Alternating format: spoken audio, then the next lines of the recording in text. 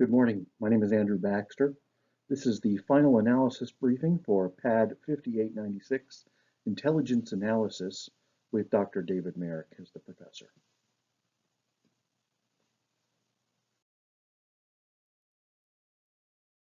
The focus of this briefing is on election security in Fulton County, Georgia. The primary audience was obviously the Select Committee of the Congress, along with any federal, state, or local officials engaged in securing or conducting elections.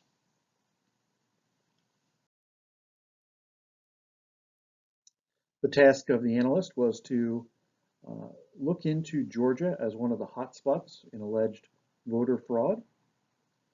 We were to investigate the claims and recommend actions to improve security and confidence in elections. We were to research the facts, public perceptions, potential threats, and ultimately provide decision makers with a basis to make policy recommendations.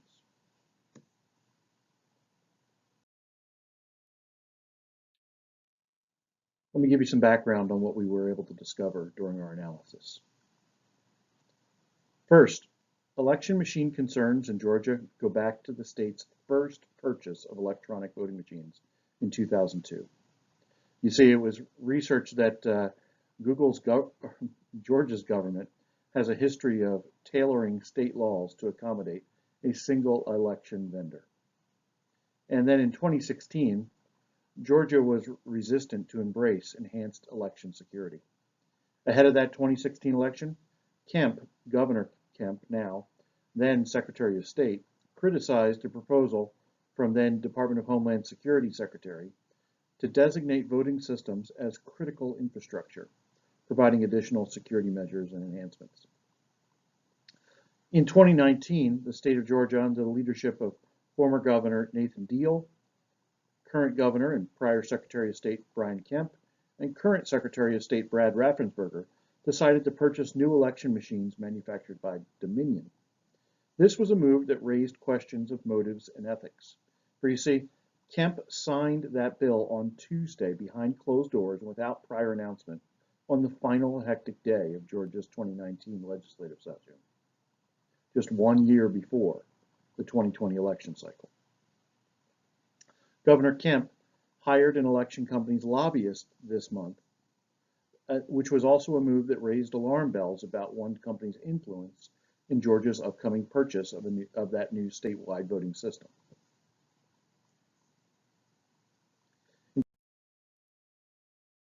In 2019, the new voting machines were deployed throughout Georgia, but they immediately drew concern. A federal lawsuit filed by Georgia voters and election security advocates argued that Georgia's paperless electronic voting machines were vulnerable, and Georgia's Secure, Accessible, and Fair Elections Commission voted to recommend that the state replace their touchscreen voting systems with voting machines that were similarly vulnerable. The new Dominion election machines were known to have security concerns, as reported by multiple sources. Election security experts said the state's newest voting machines also remain vulnerable to potential intrusions or malfunctions, and some view the paper records that they produce as insufficient if a verified audit of the vote was needed. One vulnerability was able to access personal information about voters on Georgia's election system, as well as gain passwords for county election supervisors.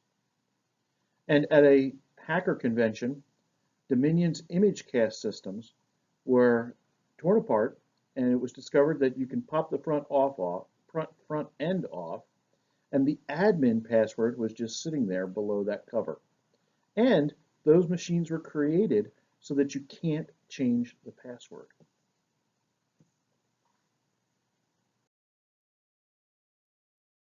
After the 2020 election, the state of Georgia and Fulton County came into the spotlight after claims were made of election tampering and fraud, primarily driven by the perceived widespread of votes.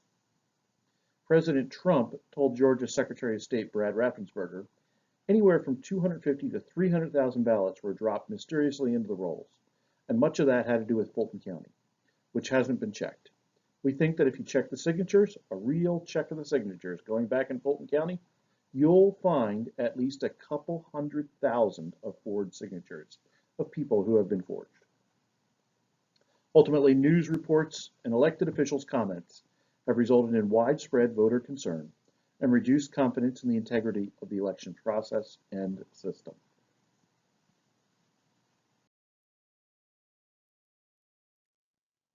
We also looked at the analysis of that claim that there was that widespread between Democrat and Republican candidates, and that was unique to the 2020 election. What we found was that there in Fulton County, it's had similar trends with a slight increase in preference for the Democratic candidate over time. We went back to 2008, where Obama received 67% of the vote versus McCain at 32%. In 2012, Obama received 64.2%, Romney received 34.6%. In 2016, Clinton received 67.7%, opposed to Trump at 26.85%. And in 2020, Biden received 72.65% versus Trump's 26.16%.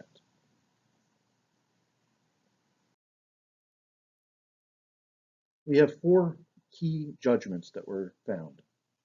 First, election equipment, including those specifically in use within Fulton County, Georgia, are not immune from tampering.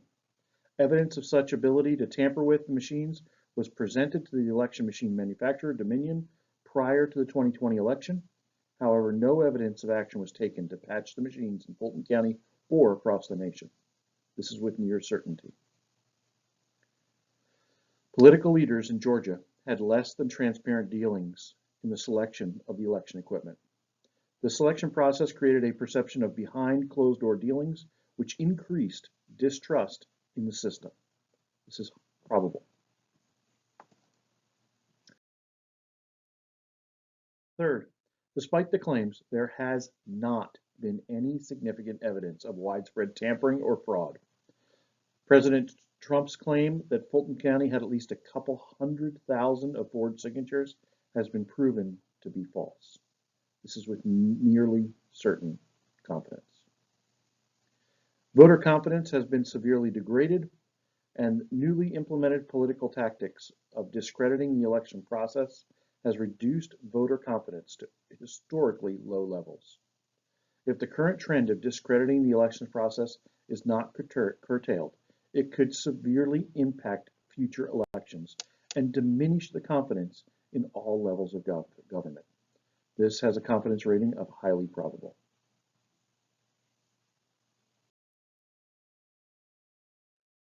Over the course of this intelligence analysis, we used a standardized process that includes gathering, understanding the topic, looking into the background, conducting a bias check, using structured analytic techniques, qualitative analytic techniques, written analysis, location assessments, understanding the scope and key judgments, producing a final written report, and ultimately producing this final briefing.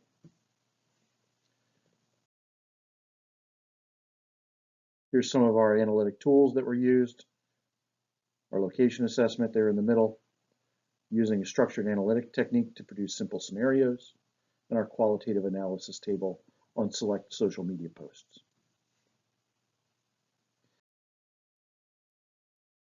A few of the key individuals were Donald Trump, Brian Kemp, Brad Raffensperger, related to this topic. Here are some of our references. The final references and our search string operators. Again, it has been my